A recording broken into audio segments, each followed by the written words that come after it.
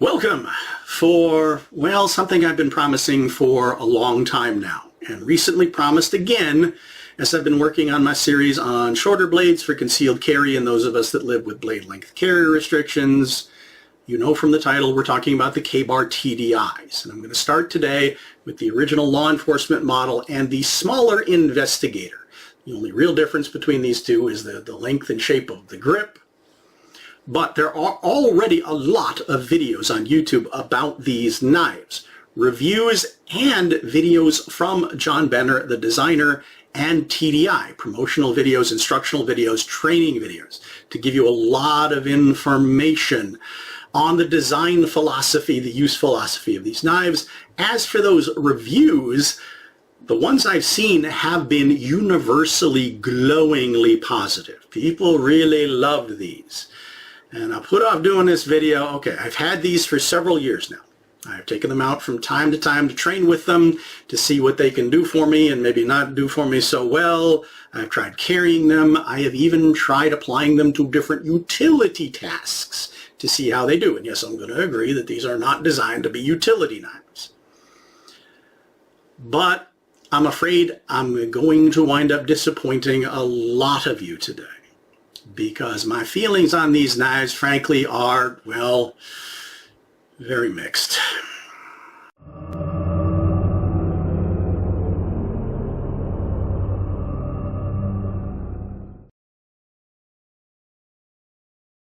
Let's get the specs and the build out of the way. Both are OS 8A, that my test files are saying somewhere around 57 HRC.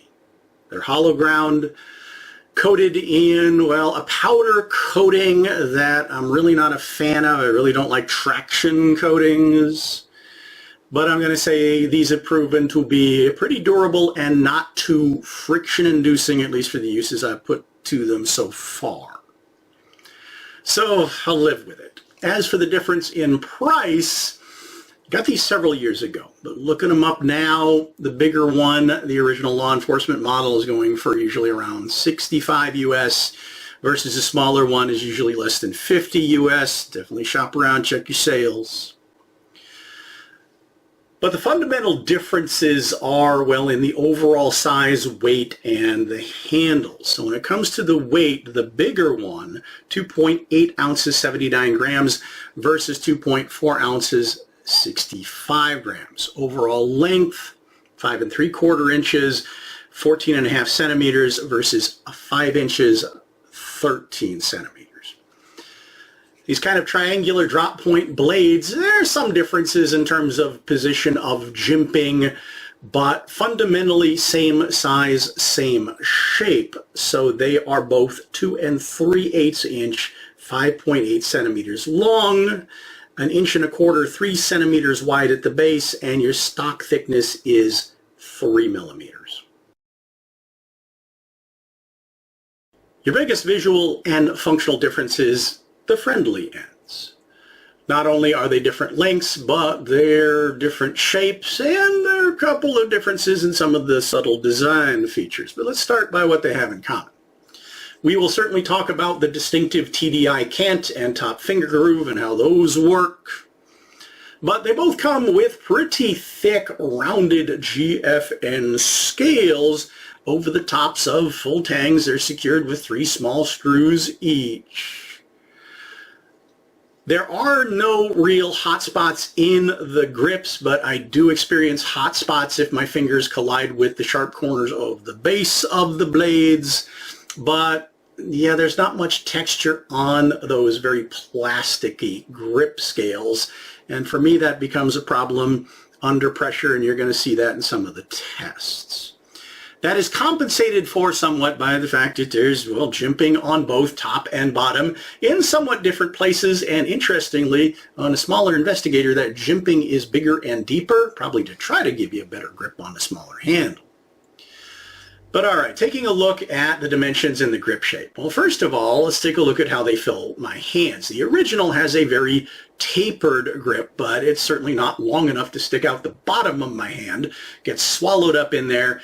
But I do have some issues as to how that bottom point, well, it just doesn't seem to find the perfect spot to sit in, versus the smaller one with the more rounded butt end settles right into the hollow of my medium width hand. So yeah, it feels better to me. As for the actual dimensions, the full-size Law Enforcement model, it's a 3 3/4 inch, 9.5 centimeter long grip. The widest point on both handles is 1 1/8 of an inch, 2 3/4 centimeters. The thickness on the Law Enforcement is 13 millimeters. On the smaller Investigator, okay, the handle is 3 inches, 7 centimeters, but the thickness is 14 millimeters, a little fatter. And a lot of that thickness is up at the top of the grip. So if you look at the top where the jimping is, that thumb ramp, the smaller Investigator is not only wider, but it's flatter. So if I'm grabbing it and pressing my thumb into that jimp ramp, yeah, the smaller one just feels more secure in my hand. Let's talk about the sheaths that these came with, because frankly, I'm not very impressed. Though I do like one a lot more than the other. The upside of that, since the top ends are the same shape and size, they fit in each other's sheaths, so I've just been using the one I like better. And yes, there are aftermarket options available. I haven't invested in one yet, but okay, the sheath that I like the least is unfortunately the original Law Enforcement model. Now we'll talk about philosophy of carry and deployment in a few minutes, but according to John Benner, this was designed to be worn on your duty belt on your offhand side. However, I don't wear a duty belt, dress shirt, slacks, dress belt, and I found that basically this is just way too big and square for comfortable carry, at least for me. There are a lot of other people who really like this design. But I feel like this could be a lot trimmer and lower profile. Given the size of the blade, yeah, you could have gone with something a lot smaller and a lot more contoured, especially if you're looking for a concealed carry option. And it's made worse by the big old metal clip on the other side, which for some bizarre reason actually sticks out beyond the corners of the plastic sheath, creating even sharper corners that dig into my rolls. Yeah, really uncomfortable to carry, so therefore I just don't. But I did try it out. And okay, need to talk about the clip. It is reversible up to down and left to right to give you some options. There is a really positive retention clip in there, so if you're wearing it on a belt and you pull on it hard, it's not going anywhere when you deploy it. However, from trying to use it, you might be able to see, let me line it up with the camera, that I very quickly bent the thing. So it's a lot sloppier than it was when it came to me. You can actually buy just replacement clips for these, but I haven't bothered to again because I just really don't like this design at all. The one I like better is the one that came on the smaller Investigator. It's a lot trimmer, smaller, better shaped. You might see some marker lines on there where I'm thinking about where I could trim it down even more. Haven't done it yet. But one complaint people have about this one is the decisions made with the clip. It is a plastic clip, but it's held up just fine. Has that nice retention hook. But if you look at the holes that are drilled in the sheath, you can really only mount it from here or from here. Now that does give you a vertical and horizontal carry option, but only in one direction, and it might not be the direction that makes sense for you. For instance, in this vertical option, well, it implies that I'm supposed to be wearing it handle down. And I could, it's got enough retention for that to work for me, but I've actually found that I can carry it handle upwards. This clip works because of the way it hooks onto my belt. And it's actually, in that orientation, really secure. I feel very confident being able to grab a hold of this thing and pulling on it for deployment. Speaking of retention and deployment, okay, so the lockup is between the corners at the top of the grip and the hooks on the inside of the sheath. So you just feed it in there, it locks in very positively, but okay, deployment. There is a serrated thumb ramp. According again to John Benner's design, what you're supposed to do is reach down very instinctively. The angle of the grip makes it easy to catch with your hand. Again, we'll talk about that more later. get your finger in this space here and just pull, okay? However, getting back to the one I like the least again, that space is a little bit too skinny for my big fat finger, so I feel like that needs to be trimmed out. It's a similar problem I had with some of my cold steel Securix sheaths. It's an easy fix. Haven't done it yet because I really don't like this sheath anyway, but yeah, I feel like better decisions could have been made with the sheaths. Again, aftermarket options, probably better.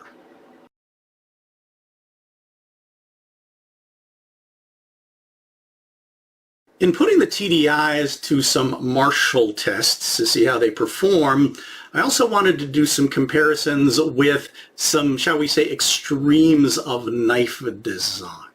But I also wanted to keep it fair by picking blades that had similar blade tip grind geometries. So on one extreme, considering how the TDI functions, I figured it made sense to compare it to some sort of T-knife push knife. But the only one I've still got in my collection is my very old Safekeeper 3, which is a drop point hollow grind. But yeah, looking at them side by side, the Safekeeper 3 does have a broader, less acute tip, so I'm going to take that into account. Now, I don't have a small fixed blade that has this kind of a broad drop point tip, so I went with the closest sturdy folder I've got, which is my old hollow ground version of the cold steel American Lawman. Yeah, that tip might be a little bit more acute, but I think it's pretty close. All right, in trying to come up with a battery of Marshall tests to get a sense of how these knives might perform for me, I wanted to test the tip and the edge, and also test it against those other knife designs in 2 grips. And when it comes to the TDIs, we'll talk about in deployment and Marshall handling, these grips might be determined by a combination of where you're wearing the knife and what hand you reach for it with, whether it comes out in a forward grip or a reverse grip. Now, when it comes to comparing it to a T-knife push knife, I really just have the one grip.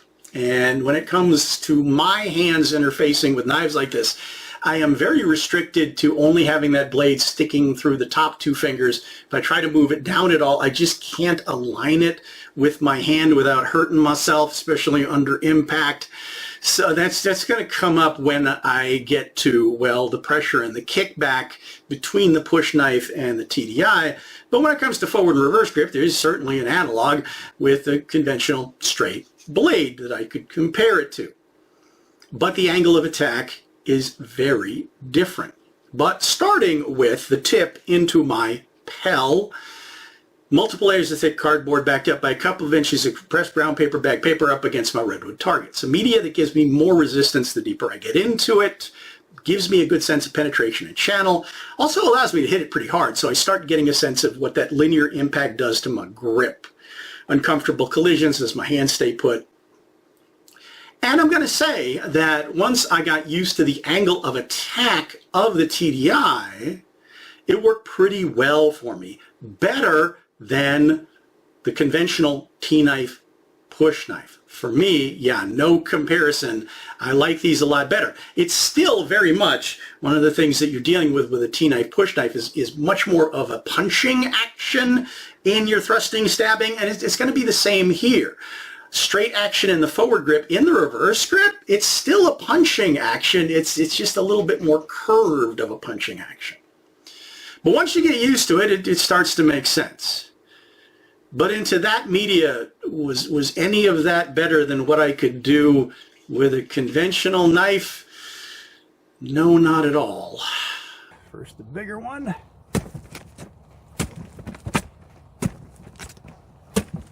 Really watch the position of my index finger knuckle or I get whacked in it. All right, smaller one. I do have more leverage behind that bigger one.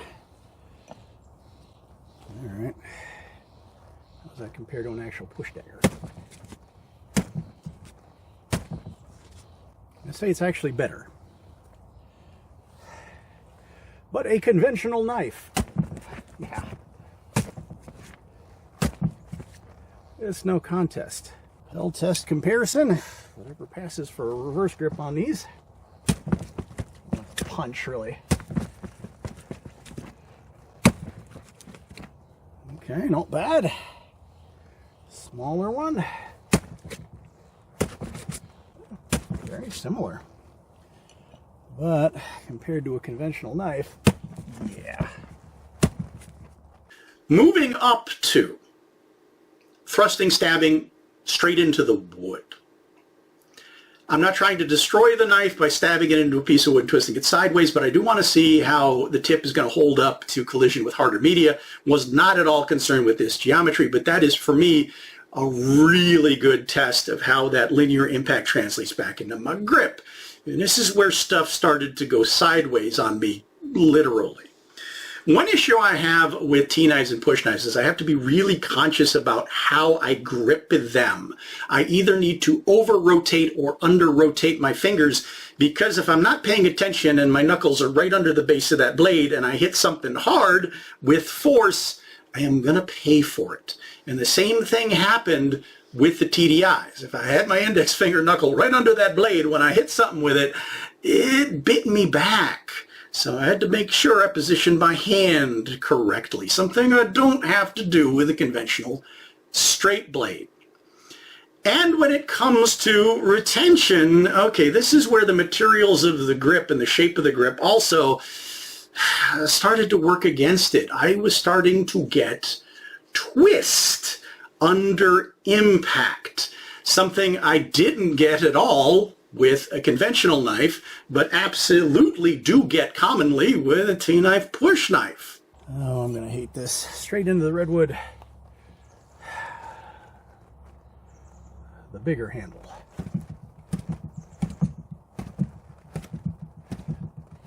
Not too bad if I keep my index finger in the right spot.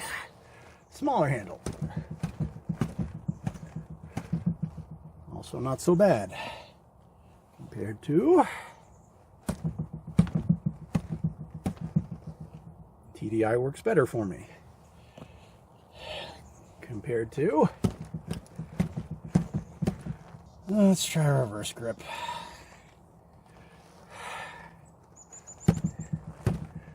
Again, it's very punch-like, but I'm getting better penetration out of the forward grip. Smaller one.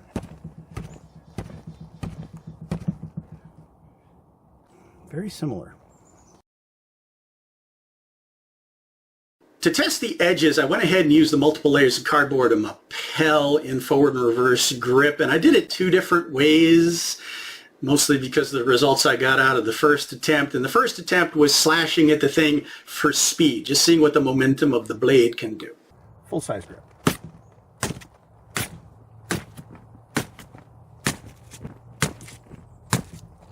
Not too bad, actually. Small grip. Okay, I'm not getting out as leverage, and yeah, if my finger gets in the wrong place, full-size grip wins that one. Any reverse slashing potential out of these? I just wants to twist. Not the smaller grip. Yeah, it's trying to twist in my hand. Compare that to this. Okay, but the TDI is definitely better. Try that again with a fresh insert. Safe maker. Eh, kind of shallow. Conventional knife. Deeper. TDI with the full-size grip. Still getting some deflection with the smaller grip. And it's getting good bite. How about reverse grip? Coming up short.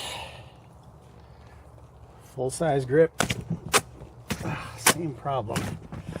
Now, when it comes to the T-knife, I could make good use out of it. It doesn't have much reach, and I just really don't feel confident in how it would perform in a real situation when I needed it to. I certainly feel confident in how a conventional knife is going to perform in slashing in both the forward and reverse grip, and it's this the result that I got. But the TDIs can't. Both surprised me and disappointed me. It surprised me in the forward grip orientation. I was getting really good slashes out of it.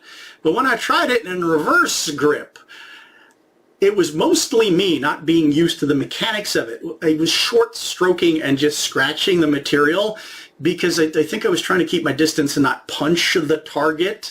I had to conscientiously thrust my hand into it to make decent contact. So I repeated the test by slowing down and using the leverage I can get out of a short blade to push the edge into the media. And yeah, I got better results in both forward and reverse grip with the TDIs. But this is where I really started to feel, again, twist in my hand under pressure. Grip. Yeah, you can get a good cut. But what happens if I do it full-size TDI? It's more of a hook, definitely. And it wants to twist in my hand. How about the small one? Yeah. It's hooking in deeper. Let's try that again in the forward grip, but slower. We're going to slice.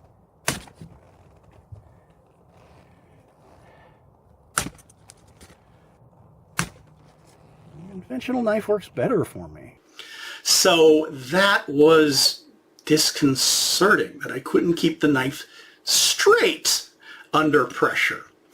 And again, just like in the thrusting test, even though the shorter grip feels better in my hand, I was able to keep a better grip on the longer one.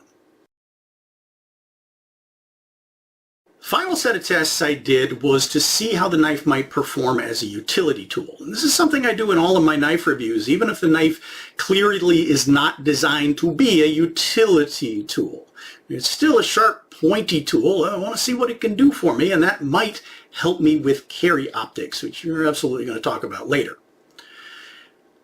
As I mentioned, I carried the TDIs, and in the course of that, tried to use them for different utility tasks, just like for years I carried this thing as an EDC, and in the course of doing that, I tried to put it to some utility use, and managed to figure out how to make it work. As good as a conventional knife, no, but if it was what I had on me, I could make it work. The angle of this blade is actually really nice for opening packages and boxes, especially those stubborn plastic clamshell things. And I could see where it could also be really good at cutting cord, rope, seatbelt strap. I should mention these also come in serrated options, which might be better for martial cutting and slashing, but would definitely be better potentially for rope cord and seatbelt strap. But in doing the testing, I got very mixed results. The first thing I did was triple wall thick cardboard. Big one. Okay, this isn't awful. This is actually pretty good. Let's try the smaller one. It's weird, but that actually works. You know, it's sort of grips a little slippy. Were they as good as any of my conventional straight blades? No. But if it was the only thing I had, yeah, I could make it work. And that theme is going to keep repeating, because trying fine carving, debarking, the bigger one. Boy. Very awkward. My knuckle keeps biting into the base of the blade. Let's try the smaller one. Actually a little bit better, but still, I'm going to say, pretty terrible. I could make these work. The edges weren't great, and the traction coating kind of got in my way. But yeah, was it nearly as good as any of my conventional straight blades? No. was the only thing I had, I might be able to make use of it. And that included carving feathers out of a split dry fir branch. Yeah, I could make these work. Big one? Oh my God. I can't get a good grip or leverage behind it. Smaller one. Yeah, it's biting right into the bones of my index finger too. That is really uncomfortable. But not nearly as well as any conventional knife. And then, okay, sharpening my straight, thin Indian plum branches, which have a very plasticky texture, into plant stakes, which is kind of like sharpening a pencil. Yes, I could make these work. I have to keep shifting my grip to keep from pressing the sharp edges of the base of the blade straight into the bones of my fingers. Really not meant to be pressed on this way. And yeah, it's not working really well. Let's try the smaller one. Oh yeah, ow. I'm having to like over grip to avoid it running into the bones of my index finger. Oh man. But again, not nearly as good as any of my conventional blades. And comparing the two TDIs, again, even though I felt like I could get really good pressure on the wider ramp of the smaller one, I felt like I had better leverage and control over the bigger one. Again, it's kind of a paradox because this one feels better in my hand, but this one works better for me. Let's see where these edges are. The bigger one. Really toothy. Yeah, it's catching it. Smaller one. Yeah, pretty much the same. Cardboard. Well, since it's in my hand, smaller one. Yeah, that is kind of awkward. Come on. And the bigger one.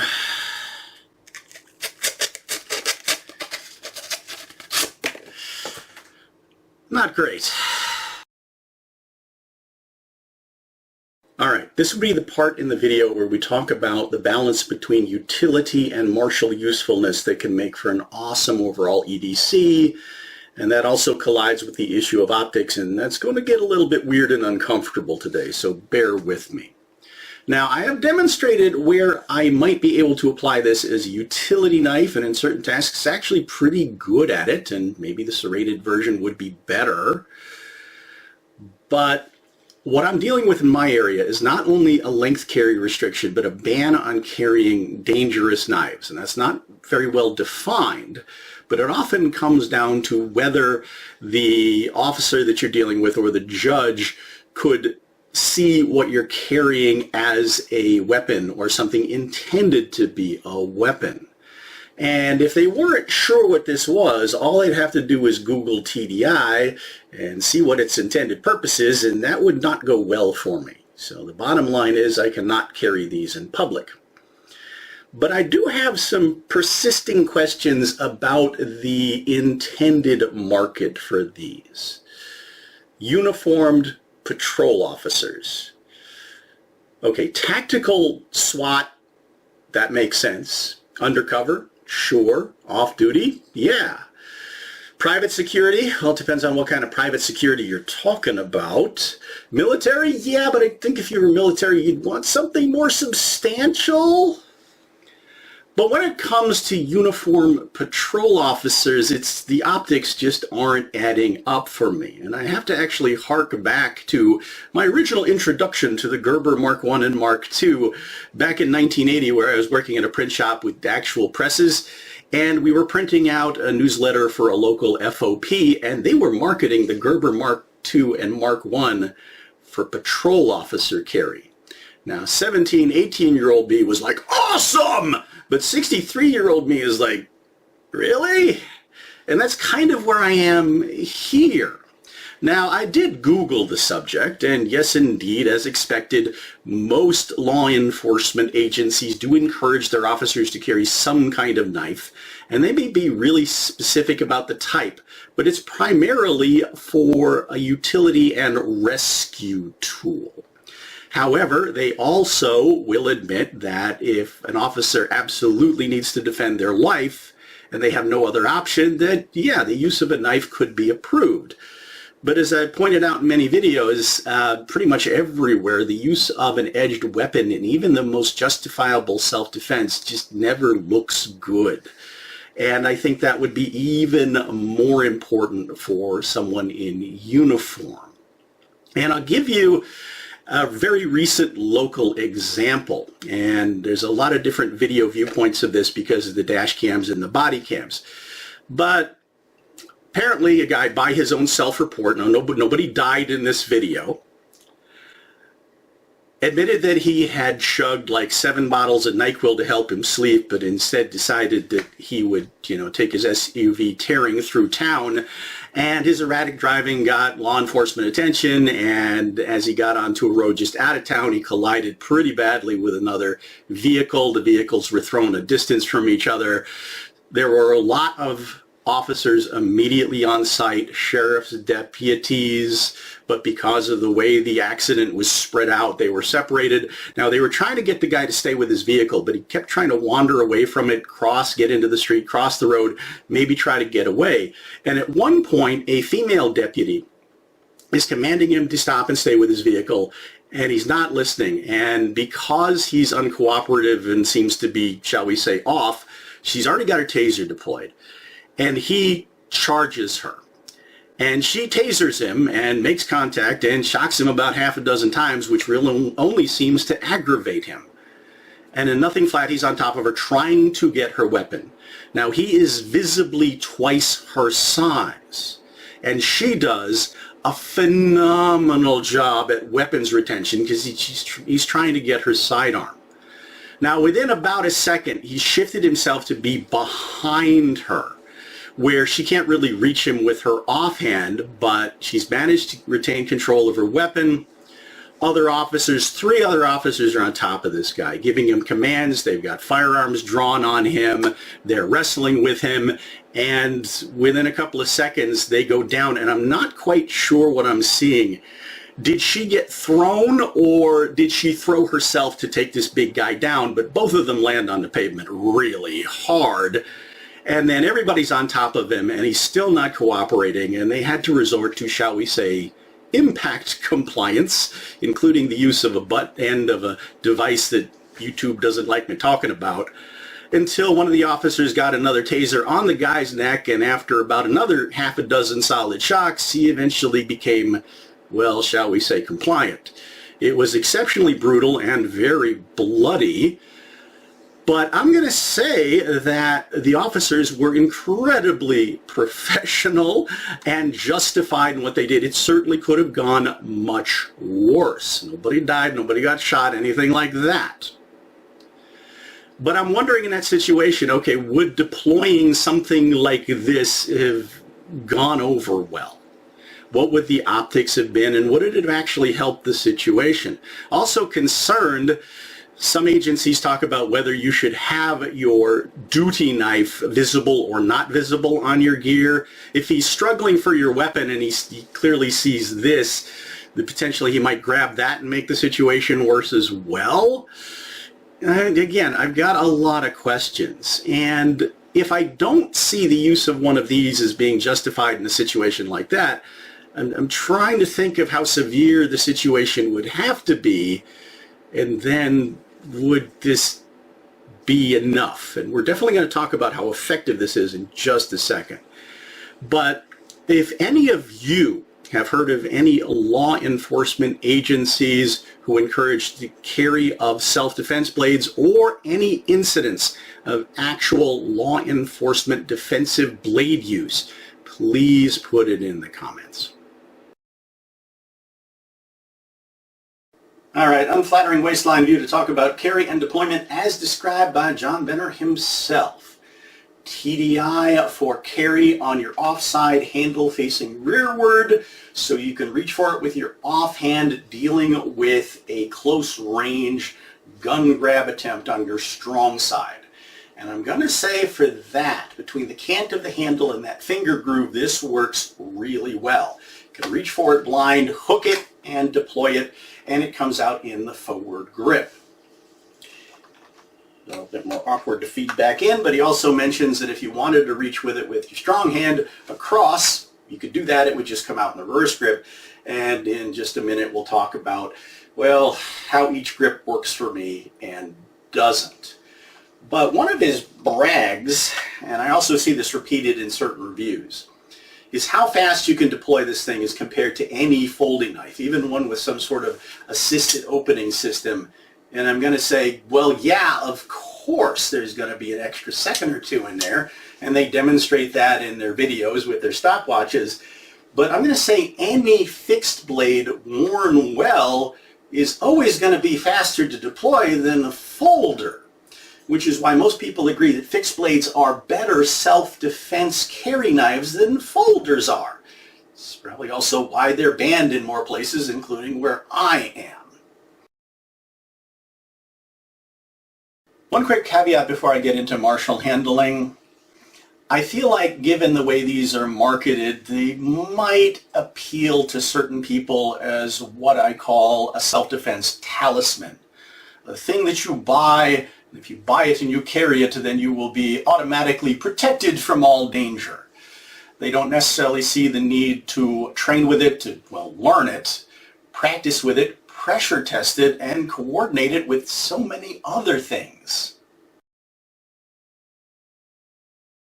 Building on that talisman concept, one of the other things I tend to hear a lot in marketing and reviews, it's very similar to what I hear about T-handled push knives, is that they are somehow more instinctive for the average person to use because it's just like a punch. Well, have you met people? I have found that people who are not trained don't punch well, but conversely, I feel like most people instinctively, if they picked up a more conventional knife, would do the stabby, stabby, choppy, slicey pretty instinctively in either grip, and therefore I would be more concerned if I was facing a conventional knife in inexperienced hands compared to somebody inexperienced trying to figure out how to use one of these. So as I've already mentioned and put to the test, this design for me is far superior to a conventional T-handled push knife, push dagger. And a lot of that is just based on the shape of my hands and the damage to my arthritic wrists and things like that. Yeah, this just works a lot better for me, especially in the forward grip. And as I demonstrated in the forward grips, these are pretty surprising. Using, again, a punching motion, these have a lot of power behind that tip. They're not very long blades, but again, I think in a pinch, you could make good use out of them, and I was really surprised in the forward grip by what kind of cutting, slashing action I could get out of this tool. Yeah, that was all really good. Better for me than a conventional straight blade? Well, there's some give and take here. But there's definitely more give and take when I get into a reverse grip.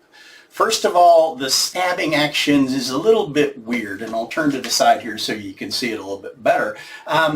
I feel like I have two options. One is I could do something like a punch, which because of the angle is a bit shorter range, which is fine. I could certainly make use of that. Might not get the tip on it. Might have much more edge cutting action going into the target media.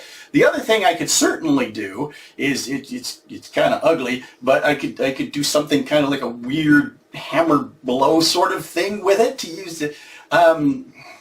Not the best thing, but I mean, I've encountered similar restrictions to things like karambits. Certain things they do very well and certain things they don't. When it comes to slashing with this, I do actually feel like at very close range I could use my short knife leverage paradox to press the edge in, use that angle and get some good effectiveness out of it.